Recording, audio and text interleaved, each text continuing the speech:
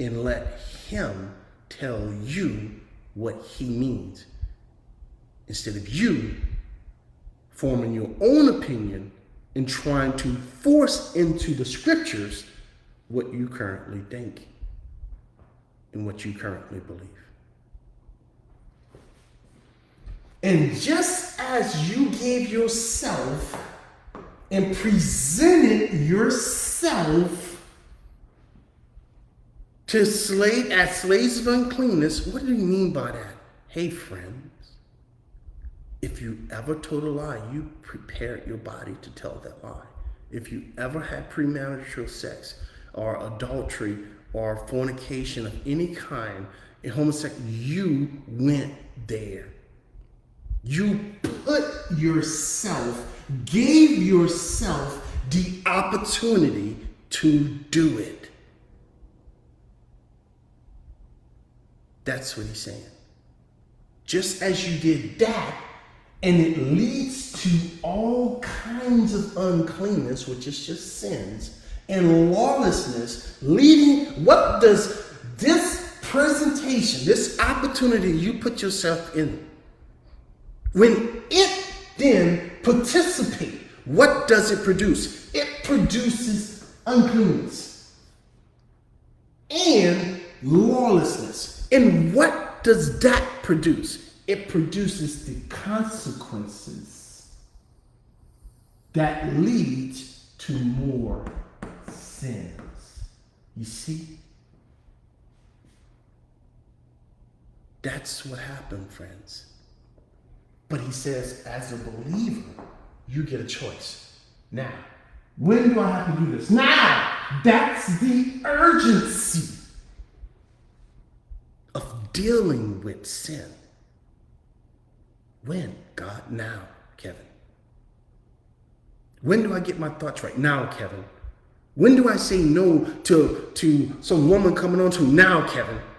You mean when the woman comes? No. Not when the woman comes up.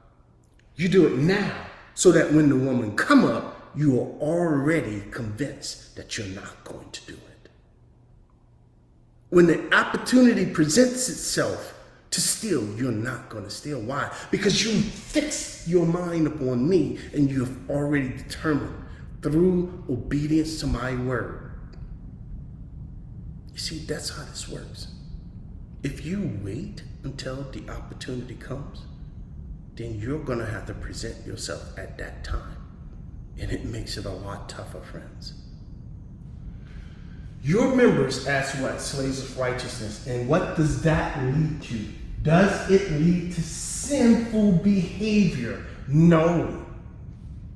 It leads to holy behavior. Does that save you? No, the salvation took place when you died. It has nothing to do with salvation. Committing sin or not committing sins has absolutely nothing to do with salvation.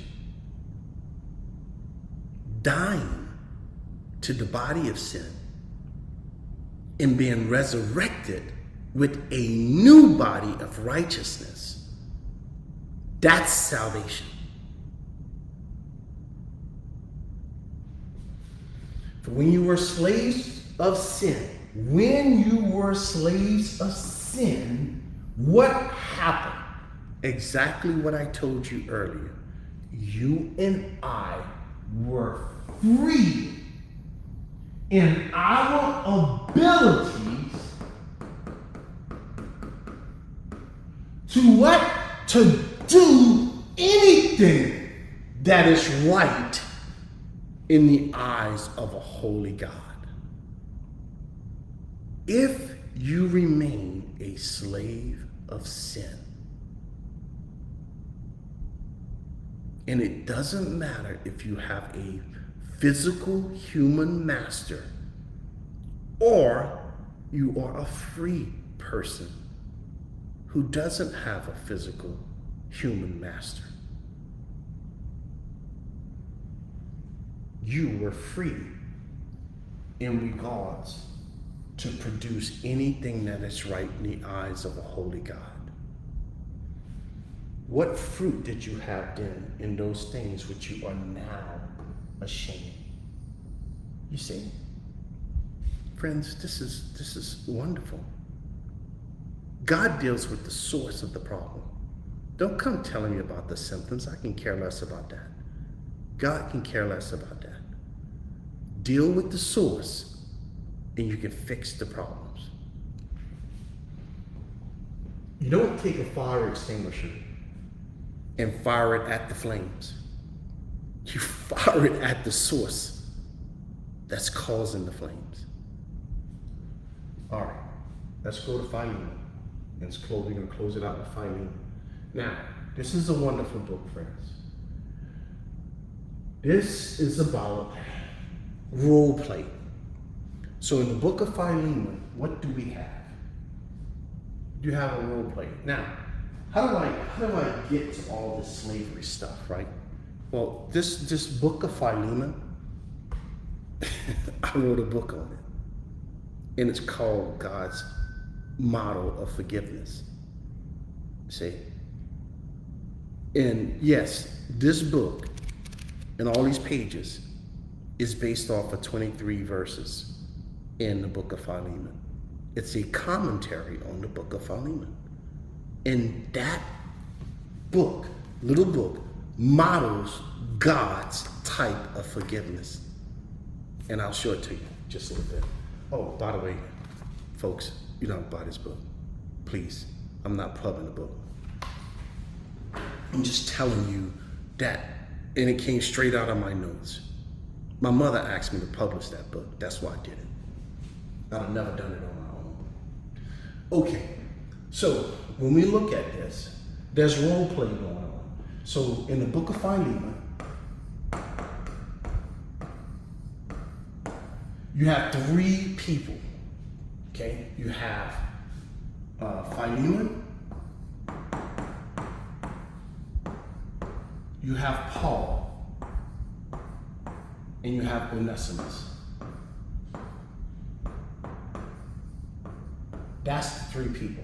Now, Philemon, listen, Philemon is a man. He was a rich man. Okay? He had a lot of slaves. You know what else he had? The church at Colossae, the Colossian church, you know where they met? The church at Colossae met in his house. His house was the church building. Yet, he had slaves. All right. So, he plays the role, or should I say, I don't want to do that. Let's say role. He plays the role of God, the Father. So when you read the book of Philemon, this is what you really need to how to read it, right? Paul played the role of Jesus. Onesimus played the role of the slave of sin. Okay? So when you're reading that book, that's how you should keep it in mind. Now, let me go show it to you.